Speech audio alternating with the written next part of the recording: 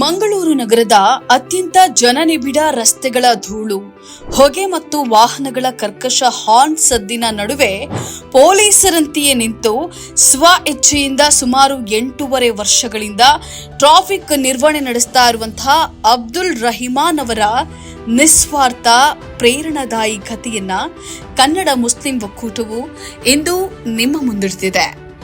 ಹಸನ್ ಅಬ್ದುಲ್ ರಹಿಮಾನ್ ಬಾಲ್ಯದಿಂದಲೇ ಅತ್ಯಂತ ಕಷ್ಟದ ಪರಿಸ್ಥಿತಿಯಲ್ಲಿ ಬೆಳೆದಂತಹ ಅಬ್ದುಲ್ ರಹಿಮಾನ್ ಅವರು ಯೌವನದಲ್ಲಿ ಕ್ರೀಡಾ ಕ್ಷೇತ್ರದಲ್ಲೂ ಕೂಡ ಸಾಧನೆ ಮಾಡಿದವರು. ಉತ್ತಮ ದೈಹಿಕ ದಾರ್ಢ್ಯತೆ ಹೊಂದಿದಂತಹ ಇವರು 1998ರ ರಾಜ್ಯ ಮಟ್ಟದ ಬಾಡಿ ಬಿಲ್ಡಿಂಗ್ ಸ್ಪರ್ಧೆಯಲ್ಲಿ ದ್ವಿತೀಯ ಸ್ಥಾನವನ್ನ ಗಳಿಸಿದಂತಹ ಖ್ಯಾತಿಯು ಇವರಿಗಿದೆ. ಅಂದು ಕರಗತ ಮಾಡಿಕೊಂಡ ದೈಹಿಕ ಶಿಸ್ತು ಮತ್ತು ಕಠಿಣ ಪರಿಶ್ರಮವೇ ಇಂದು ಇವರ ಸತತ ಸಮಾಜ ಸೇವೆಗೆ ದೈಹಿಕ ಶಕ್ತಿಯನ್ನ ನೀಡಿದೆ. ವೃತ್ತಿಯಲ್ಲಿ ಲಾರಿ ಮತ್ತು ಕಾರ್ ಚಾಲಕರಾಗಿ ಕೆಲಸ ಮಾಡಿದ ಅನುಭವ ಹೊಂದಿರುವಂತಹ ಇವರಿಗೆ ರಸ್ತೆಯ ಟ್ರಾಫಿಕ್ ಕಿರಿಕಿರಿಗಳು ಹತ್ತಿರದಿಂದ ತಿಳಿದಿವೆ. ಇದೇ ಕಾರಣಕ್ಕಾಗಿ ಪ್ರತಿನಿತ್ಯ ಸಾಯಂಕಾಲದ ಪೀಕ್ ಅವರ್ನಲ್ಲಿ, ವಿಶೇಷವಾಗಿ ಶಾಲೆ ಬಿಡುವ 3.5 ಗಂಟೆಯ ಅವಧಿಯಲ್ಲಿ ವಾಹನ ದಟ್ಟಣೆ ಹೆಚ್ಚಿರುವಂತಹ ಮಂಗಳೂರಿನ ಪಂಪೆಲ್ ಹಾಗೂ ಪದವು ಮುಂತಾದ ಪ್ರಮುಖ ಜಂಕ್ಷನ್ಗಳಲ್ಲಿ ಸ್ವಯಂ ಪ್ರೇರಿತರಾಗಿ ನಿಂತು ಅತ್ಯಂತ ಶಿಸ್ತಿನಿಂದ ಟ್ರಾಫಿಕ್ ಅನ್ನ ನಿಯಂತ್ರಿಸ್ತಾ ಇದ್ದಾರೆ.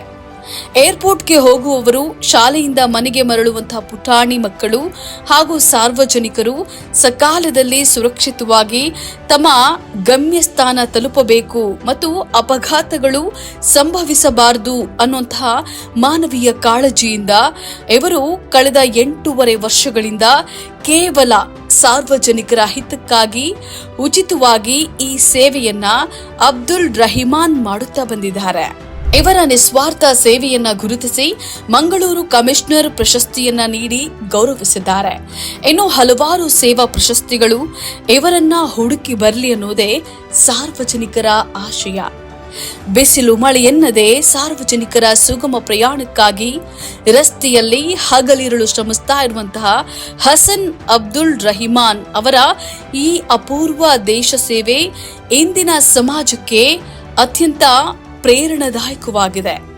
ಯಾವುದೇ ಪ್ರತಿಫಲಾಪೇಕ್ಷೆ ಇಲ್ಲದೆ ಮಾನವೀಯತೆಯನ್ನೇ ಮೌಲ್ಯವಾಗಿಸಿಕೊಂಡು ನಗರದ ರಸ್ತೆಗಳಿಗೆ ಶಿಸ್ತು ತುಂಬುತ್ತಾ ಇರುವಂತಹ ಮಂಗಳೂರಿನ ಅಬ್ದುಲ್ ರಹಿಮಾನ್ ಇವರಿಗೆ ಕನ್ನಡ ಮುಸ್ಲಿಂ ಒಕ್ಕೂಟವು ಹೃದಯಾಂತರಾಳದ ಅಭಿನಂದನೆಗಳನ್ನ ಸಲ್ಲಿಸುತ್ತದೆ. ಈ ತರಹದ ಕುತೂಹಲಕಾರಿ ಮಾಹಿತಿಗಾಗಿ ಕನ್ನಡ ಮುಸ್ಲಿಂ ಒಕ್ಕೂಟ ಫೇಸ್ಬುಕ್ ಪೇಜ್, ಇನ್ಸ್ಟಾಗ್ರಾಮ್, ಯೂಟ್ಯೂಬ್ ಅನ್ನ ಸಬ್ಸ್ಕ್ರೈಬ್ ಮಾಡಿ, ಲೈಕ್ ಮಾಡಿ, ಕಮೆಂಟ್ ಮಾಡಿ, ಶೇರ್ ಮಾಡಿ.